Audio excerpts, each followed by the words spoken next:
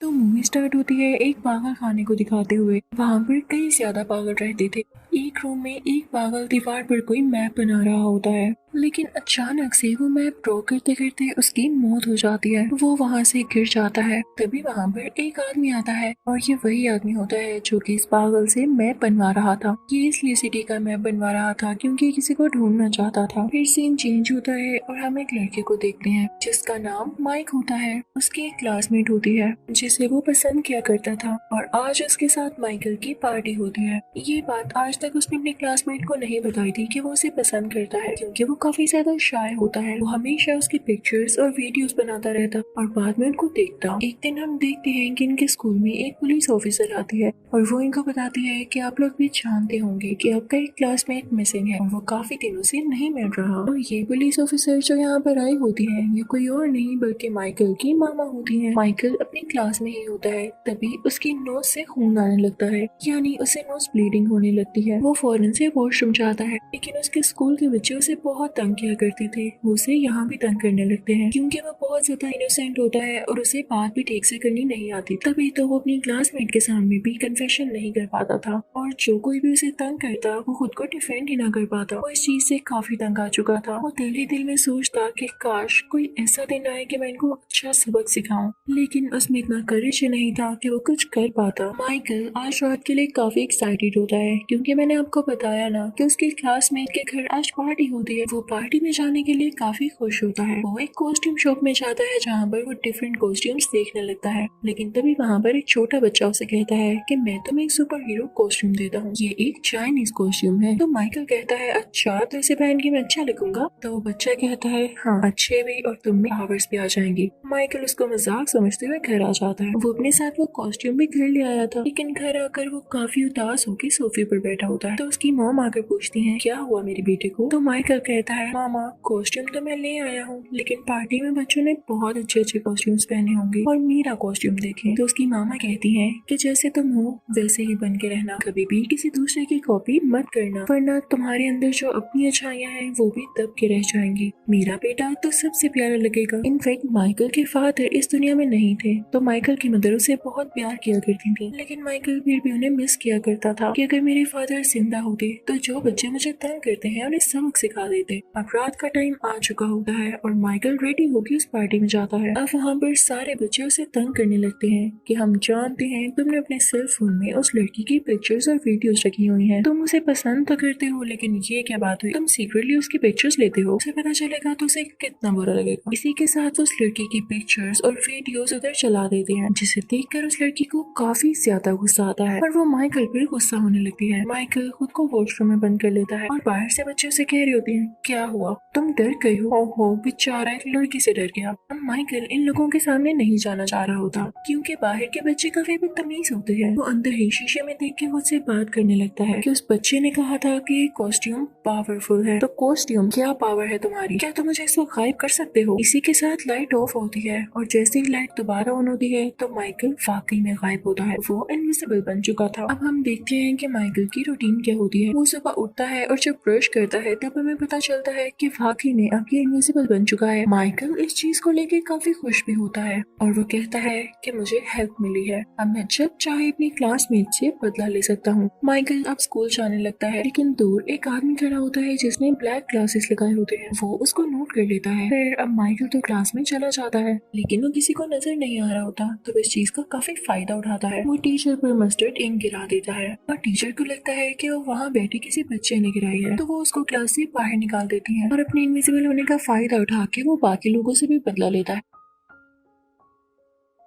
और तभी हमें पता चलता है कि स्कूल से दो बच्चे और मिसिंग हैं और उन्होंने अपने मिसिंग होने से पहले एक वीडियो मैसेज रिकॉर्ड किया होता है कि हम अपनी मर्जी से यहाँ से जा रहे हैं, हम अपने घर से तंग आ चुके हैं और अकेले रहना चाहते हैं, एक इंडिपेंडेंट लाइफ गुजारना चाहते हैं। तो आज इनके स्कूल में एक साइकियाट्रिस्ट आता है जो कि बच्चों को समझाने लगता है कि आप लोग अभी बहुत छोटे हैं और पेरेंट्स तो हर किसी के लिए जरूरी होते हैं ना, वो हमारी भलाई ही तो चाहते हैं, वरना किसी और का बच्चा जो कुछ मर्जी करता रहे उन्हें से क्या फर्क पड़ेगा। आप इस बात को समझने की कोशिश करें, लेकिन तभी माइक को फील होता है जैसे वो दोबारा से इनविजिबल हो रहा है। फौरन वहाँ से भाग जाता है और सब समझते हैं कि इसको साइकियाट्रिस्ट की बातें बुरी लग रही हैं। लेकिन जब वो अपनी बहन के पास आता है तो उसकी बहन देखती है कि उसके भाई के कपड़े हैं लेकिन वो इनविजिबल है, तो वो उसे कहती है भाई आप सुपर हीरो हैं। तो माइकल फौरन से अपनी बहन के मुंह पर हाथ रख लेता है और कहता है चुप रहो, ये किसी को नहीं बताना। मैं तब से इनविजिबल होने लगा हूँ जब से मैंने वो कॉस्ट्यूम लिया है, उसमें जरूर कुछ ना कुछ है। के बाद माइकल सुनता है कि उसकी मॉम किसी से बात कर रही है। माइकल इनविजिबल हो जाता है और अपनी मॉम के सामने जाकर बैठ जाता है। क्योंकि उसकी मॉम को वो नजर नहीं आ रहा होता तो वो अपनी कॉल कंटिन्यू रखती है। तो माइकल को अपनी मॉम की बातें सुन के पता चलता है कि वो उनका असल बेटा नहीं है बल्कि अडॉप्टेड है। तो इससे उसका बहुत दिल दुखता है, वो वहाँ से चला जाता है। उसकी मॉम को फील होता है जैसे उनके पास से कोई गुजर कर गया हो, लेकिन उन्हें ये नहीं पता होता कि उनका बेटा माइकल इनविजिबल हो चुका है। एक दिन माइकल बैठा हुआ स्विंग ले रहा होता है, तभी उसे एक लड़की देख लेती है। वो उसके पास आती है और उससे बातें करने लगती है और माइकल भी उससे बातें करने लगता है, लेकिन वो उसे नजर नहीं आ रहा होता। जल्द ही उन दोनों में दोस्ती हो जाती है। अब माइकल सोचता है कि वो उसको बता देगा कि असल में वही माइकल है जो कि गायब हो सकता है और उसका दोस्त है। लेकिन इससे पहले कि वो उसे बताने जाता तो रोड पर कोई आदमी उसे किडनैप कर लेता है। माइकल बहुत कोशिश करता है उस लड़की को बचाने की, लेकिन उसे नहीं बचा पाता। अब हम देखते हैं कि उस लड़की की आंख खुलती है एक ऐसी जगह पर जहाँ उसके इर्द गिर्द कुछ लोग होते हैं और उसकी बॉडी को, उसके मुंह को चेक कर रहे होते हैं, ये पता लगाने के लिए कि कहीं ये वो बच्चा तो नहीं जो इनविजिबल है। क्योंकि इन लोगों को उसके जेंडर तक का नहीं पता होता,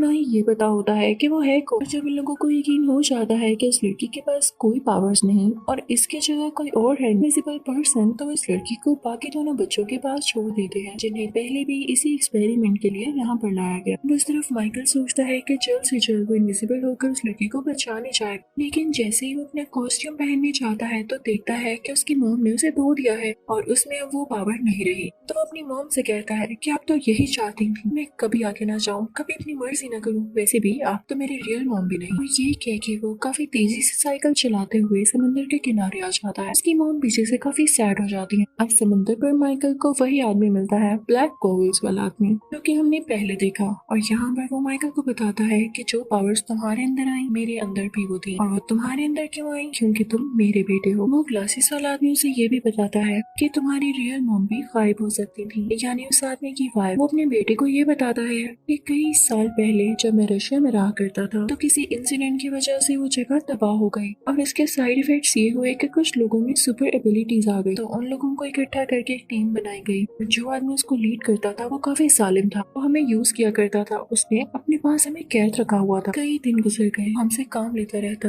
उसी दौरान मुझे वहाँ पर एक लड़की नजर आई जो मुझे बहुत अच्छी लगी, और वो लड़की तुम्हारी मॉम है। कुछ टाइम बाद जब तुम पैदा हुए तो हम दोनों ने ये सोचा कि नहीं, तुम यहाँ पर नहीं रहोगे सालिम लीडर की कैद में, तो हम दोनों तुम्हें यहाँ से लेकर भाग गए। लेकिन हमारे पीछे उस लीडर के लोग भी लग गए, तो तुम्हारी मदर ने अपनी जान की कुर्बानी दी और हम दोनों से कहा कि हम यहाँ से चले जाएं। वो भी गायब होना जानती थी और वो उस वक्त की गायब है। मुझे लगा कि मैं अकेला तुम्हें इस तरह से नहीं पाल सकूंगा और इस तरह से हम दोनों की जान को खतरा होगा। मैं खुद ही तुम्हें उस पुलिस ऑफिसर के घर के बाहर रखाया कि तुम्हारी जिंदगी मेरी जैसी ना हो। तो माइकल यहाँ अपने फादर से पूछता है यानी ये पावर्स मेरे कॉस्ट्यूम में नहीं, मेरे में पहले से ही थी? तो उसके फादर कहते हैं हाँ मेरे बेटे, तुम्हें ये पावर्स हमसे मिली है। माइकल के फादर उसे ये भी बताते हैं कि मैं माइंड भी पढ़ सकता हूँ और जिस औरत के पास मैंने तुम्हें छोड़ा है वो बहुत अच्छी औरत है, वो तुमसे बहुत प्यार करती है, तुम उनसे सॉरी करना। और तभी वहाँ पर माइकल की मॉम उसे ढूंढते ढूंढते आ जाती है। तो माइकल उनसे वैसे ही सॉरी करता है जैसे उसके फादर ने उसे कहा। दोनों खुश हो जाते हैं और घर आ जाते हैं। घर आने पर उसे वही साइकियाट्रिस्ट दिखाई देता है जो जानता था कि माइकल गायब हो सकता है। वो माइकल से कई ज्यादा राज उगलवाने की कोशिश करता है, तो माइकल वहाँ से भाग जाता है। दूसरी तरफ हम उसी लड़की को देखते हैं जो माइकल को पसंद करने लगी थी और उसे किडनैप कर लिया गया। वो एक शिप में होती है और वो वहाँ से बाहर निकलने की कोशिश करने लगती है। वो शिप के ऊपर जाती है, वहाँ पर एक स्पॉटलाइट होती है जिसका फ्लैश दूर तक जाता था। वो लड़की उसे ऑन कर देती है और माइकल फौरन से उसे बचाने के लिए जाता है क्योंकि एक साइन था कि वो लड़की है कहाँ पर। अब पीछे से माइकल की वही मुँह परेशान होने लगती है जिन्होंने उसे अडॉप्ट किया होता है। तो माइकल के फादर उनके पास जाते हैं और कहते हैं परेशान नहीं हो, माइकल यहाँ गया है, जल्दी आ जाएगा। माइकल अब काफी ज्यादा कॉन्फिडेंट और क्लेवर हो चुका था।